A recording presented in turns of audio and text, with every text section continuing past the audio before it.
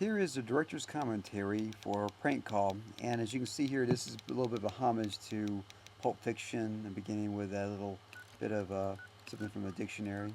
And here's probably the only piece of CGI in the whole film, if you want to call that. This little title sequence there with the prank call going in the background. You hear the phone noise. There's a globe there, a snow globe, and I always thought those would look pretty creepy with a lot of light on them, and they do. And we get a little bit of false information going on here at the very beginning. The music here is basically playing inside the piano, and some chords being muffled up, so kind of a little bit of musical creak going on, gives this really eerie effect. This picture here of the cowboy with some dog tags and a ring kind of gives some false information, a little bit of information about him. Maybe perhaps he was in the military or something. And now kind of the table full of tools, and there's a drum break there, and chain, and now we finally reveal that there's a girl tied up, a coffin in the background, and we see the newspaper, the serial killer strikes again. Who is the serial killer, though? Now we'll get a extreme close up of the eyes. One thing we're shooting in high def, we're using the Canon D7, which is basically a standard SLR camera, but you can get some serious depth of field going on. And because I'm going down in DVD anyways, I can go up basically 200% if I need to, and it basically releases some cool effects. So this is a good master shot here. We basically shot two master shots, a couple of two shots, and a steady cam shot, which we'll see in a second. That's basically her perspective, like right here. It's a steady cam. In fact, D7 has we were using a 55 millimeter lens on it. It is you got to stay across about, I don't know, in this case it was like 3 feet basically, and I was going in and out of focus, and I think it really kind of works because that's her perspective right now, what's going on at this point there. I was wanting to shoot this thing in film noir, which is basically uh, one key light, kind of like the Warner Brothers back in the day. Basically, I had to use two lights because I wanted to make sure that coffin was seen. So a small little 100-watt light was in the backlight there, and this is a 250 on, and it's a little. You can see some really strong shadows there, and you can also see the depth of field of that camera as well. It's kind of a cool little shot from that cowboy hat there, and there goes off the rope. And they got a little bit of grief because her hands weren't red there. Well, this is a movie, and this is sort of a parable and moral. I don't think I need to have it be totally realistic-ish, and so it's kind of like a dreamlike sequence. And basically, with the characters there, a lot of filmmakers would have it where you get close up every time you say a voice on there, and because you really can't tell, it's a really confined space there. With the camera, it kind of makes it look a lot bigger. I was going around in circles, so I made sure I got some cutaways. So you'll see the boots and whatnot. So here's the big prank call, basically being come in with this here. So basically, I walk around in circles a lot, and need to make sure I have some cutaways in case something didn't match. And the boot shots, which you see a little bit later on, is the reason why I had to do that, because I finished one line in one place and finished another line in another place. Got some grief on here because you don't see the shadows as harsh on there on this part here. However, this is the joke part. You need to see the face and see how her face there is lit up on one side and shadowed on the other side. That worked out quite well. And basically now it's kind of realization. What is this guy? Is he the serial killer? Is he just some goofy guy? And there's that boot shot I was talking about earlier. So now at this point here, it's about over, and gets into a serious mode, stops laughing, and gives some things. Basically, I grew my hair out about 8 months, and this mustache took about 2 months to grow. I grew a beard, then I shaved the beard off, and let the mustache continue to grow. I wasn't quite sure to use the cowboy look. I was going to do a surgeon and mask and whatnot, and this seemed to work the best for this area here, especially with that Tom Dooley song at the beginning of the piece as well. You hear Tom Dooley singing, and you know something's going on at that point there. And if you go look up the lyrics of Tom Dooley, it's a pretty morbid song. You also see I have a wedding ring on in this film as well. Kind of give you some information about the character without actually saying it. Show it, don't say it. Now finally, here comes the money shot. There's a gun, back it, the wink, and I can zoom in into the cuss word. I thought about the cuss word, and it's like her walking over the newspaper. zooming on the newspaper, and now hopefully you know that she's a serial killer.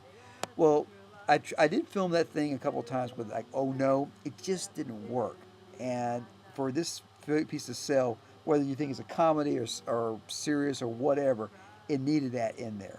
And basically, someone like Frank Zappa would say, a word is just a word. And in a lot of ways, it is kind of true. Anyways, here's a moral: be careful who you prank because they may be better at it than you are. And happy space with a little wink. The actors we have, thanks Kat did a great job. The crew, Chris, thanks for the photography. Tommy, thanks for gaffing. Dylan, thanks for sound. Thomas, thanks for the graphic there. And basically a skeleton crew, and it worked out really well in so many ways. So I'm really thankful for this piece. I had a great time making this film, and yeah, this is a great opportunity to be able to go out there and show what you can do with this little or no money at all. I think this costs about $40 altogether to make.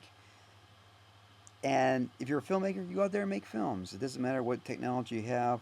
I'm so happy that we can actually get a camera today and do the depth of field and do the 35 millimeter look with digital to be able to make a film like this. So this is pretty amazing. Art direction wise, the coffin in the back looks really cool. The cowboy I think says something on there. The tools and all that stuff was kind of misinformation. In a lot of ways, this was actually based on a play, and this is a good example of this play was 9 pages long, I think, a lot of dialogue. Made a screenplay, and it was about 9 or 7 pages for the screenplay, so I cut a lot of dialogue out of that. Then I cut it down to 4 pages, which this is what this is basically here. And even then, I cut a line. I think I only cut one line because I was down to the bone pretty much at that point there. Say it. That's a play. See it. That's a motion picture. That's what you do. Show it. Don't say it when you make a film. And there's one part when she looks up and she says something, and I think some folks didn't really understand why she just started talking. I think a look's all you need. I don't think you need to say anything. Go on, tell me. In real life, that's the thing that's really important about when you make a film is that balance between the visuals and the story.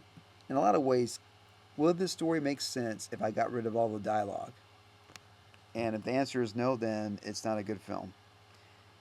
If you need dialogue to tell the story, you should be able to watch a foreign film and tell what's going on, whether you understand French or German or Japanese or whatever, Korean, whatever language you're watching the film in. And if you've never done that before, do that. Watch it without the subtitles. Can you understand what the film is? And if it's a good film, yeah. You go watch Rashomon without the subtitles, you can tell what's going on. And that's the way it is. If you're a filmmaker, that's what you do. That's how you make films. And also like this as well, is that you just go out there and make it. This film was made in a week. I shot it on a Thursday. I had it cut on a Wednesday night. So there it is. I you don't make any excuses. You don't complain. If you make a film, if you're a filmmaker, you make a filmmaker. If you get a regular job, that's fine. You go out there on the weekends. You make a films at the end. And if you're doing this for art, and this is what I'm doing it for, I'm not doing this for a paycheck. I'm doing this because I love the craft of filmmaking. Because it's the Gesamtkunstwerk. It's a total artwork where I can make, and really in a lot of ways, I'm kind of what's called an author of this thing. Because I wrote this, I directed, I acted in this, I did the music for it, I cut it, marketed it. This is basically like I'm an author of a book. I'm author of this film in a lot of ways. Now I had collaboration with the director of photography and the gaffer and the sound, and also I showed this film to a lot of folks via the web. I put it on stream it, and you have some feedback from some folks, and I really thank for the folks that gave me feedback. Scott and Paul gave me some good feedback. Shay gave me some good feedback. Thanks, guys, and it made it a better film. And then also I got to show it to my teacher, and he gave me some feedback as well. There's a lot of technical things he didn't like. He didn't like how some of the lighting didn't match, and some things were out of focus. Is there a perfect film? No, there's never a perfect film. You just kind of get to the point that it's enough, and then you just move on to the next film from that point there. So, anyways, there's a lot of really great things from this film that I learned about, and I expect to look for a full-length feature at some point over the next 2 years. with this type of technique of filmmaking with a skeleton crew, and get in, you get out and tell your story and make it look good. And today, with a couple of lights, Canon D7, and a sound guy, you can make a film that's incredible. So I challenge you, if you make films, go out there and do that. Go out there and listen to as many director's commentaries as you can via the web, via DVDs, because that's how you learn to do this craft. Thank you for watching and listening, and hope you learned a little bit. And as always, rock and roll, guys. Thank you.